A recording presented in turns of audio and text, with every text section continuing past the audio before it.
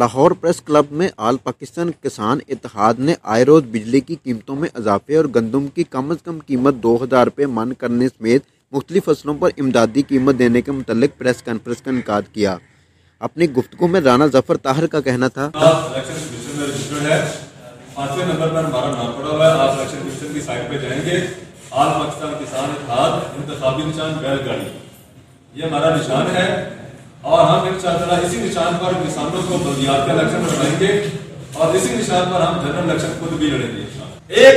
Press conference دکھا دیں بجلی کے جو کسانوں کے اوپر بقایا جات بڑے ہیں، اس مد میں جو کسانوں سے پر منتھ وہ لوگ وصول کر رہے ہیں ڈاکٹر محمد رانجھا نے اپنے مطالبات میں کہا، جیسا کہ ہمارے ملک میں ایک چیز ہے ایجوکیشن ہر ادارے کے لیے مست ہے۔ ایک چپڑاسی کو لگانے سے لے کے سیکٹری تک ایجوکیشن کی بہت ہی ضرورت ہے، اس کے بغیر آپ کوئی اپلیکیشن نہیں دے سکتے۔ اس کے بعد اتفاق کرتے ہو، سب کرتے ہو، لیکن وہ سپریم ادارہ جس کو سب کہتے ہیں اسمبلی،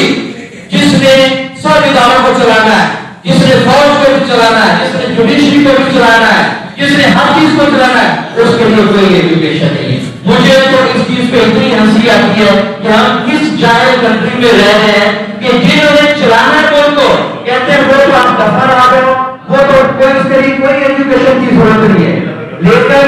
ہمارا یہ مطالبہ ہوگا، ہم یہ الیکشن کمیشن کے سامنے بھی رکھیں گے کہ جب تک الیکشن کمیشن اس ایجوکیشن کو مست نہیں کرتا، یا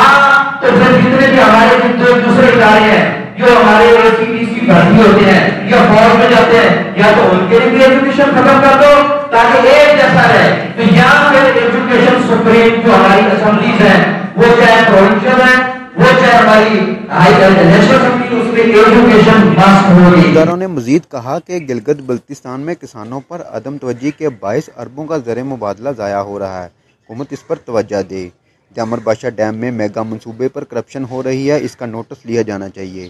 کیمرامین عادل بیگ کے ساتھ میاں وقاص ظہیر، یونیز لاہور۔